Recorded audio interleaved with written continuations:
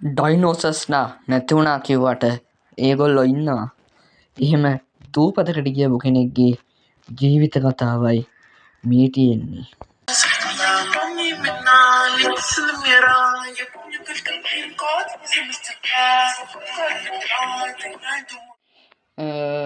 මම මේ කොයි හරිද ඉන්නේ හෙලිකොප්ටරෙන් ඇවිල්ලා බස්සලා නම් ගියා.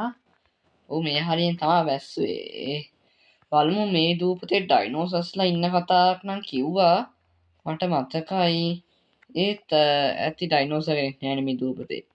වාව් බලු පැටියෙක් නම් ඉන්නවා. බලමු. හැබැයි මේ දූපතේ තව හොල්මන් ඉන්න කතාවකුත් කිව්වා. ඇත්තටම හොල්මන් ඉදීද දන්නේ නෑ. අයියෝ මට නම් බයෙත් බෑ අප්පාෂේ.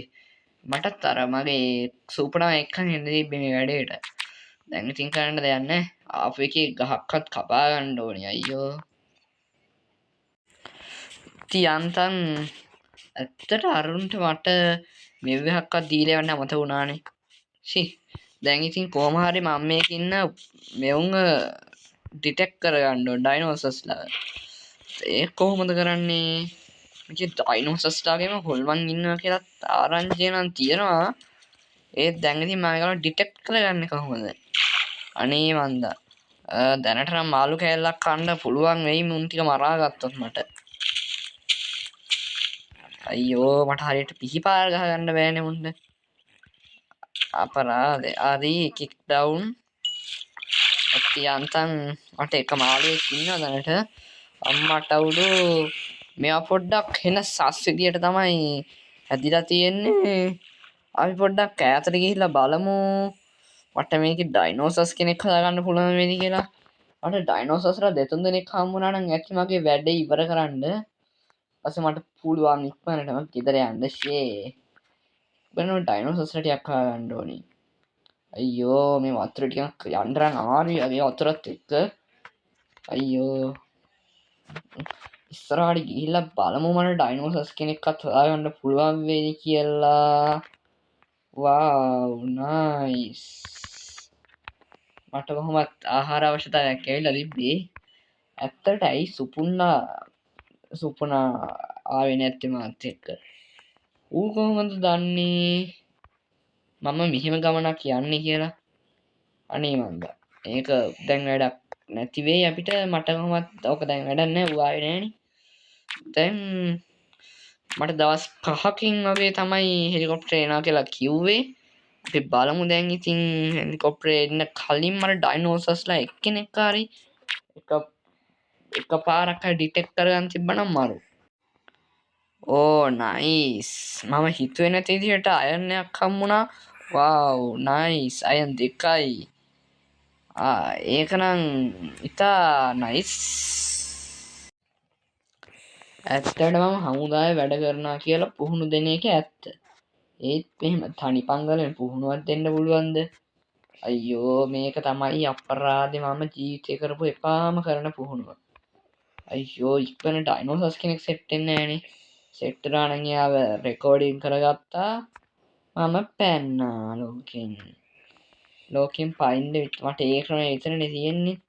හොඳ වෙලාවට මට අතනින් අයන් එකක් හම්බුනේ. ඒත් ඇත්තට හමුදා පුහුණුවක වුණා.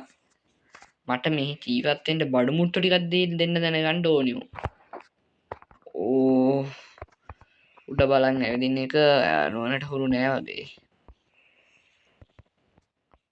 අම්මා ඇතියන්තන් හමුදා පුහුණුවේදී පයින්ඩ කියලා දුන්නා. ඒ නිසා යහතින් පැන ගන්න උනා.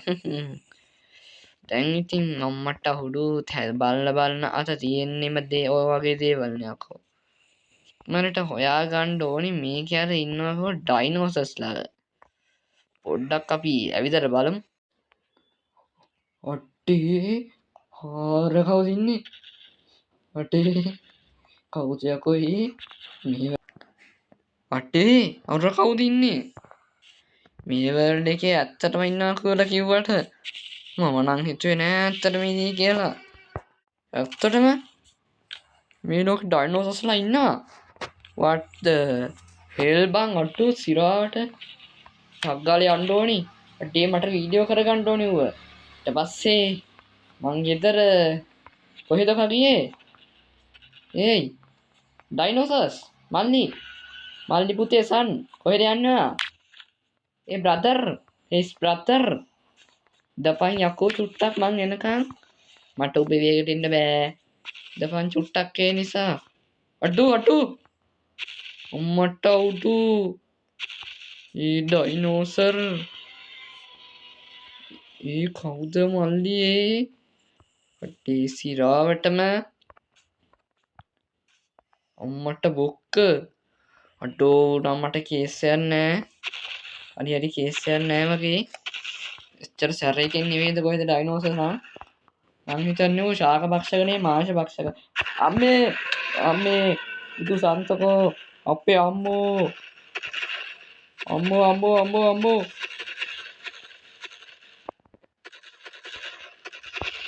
උට මේ හරියට එන්න බැරි වෙයි.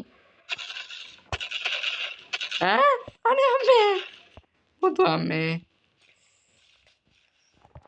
තුවපන් අකෝ ඩයිනෝසර්ස්ලා ඉන්නවා කියලා හල් තිබ්බට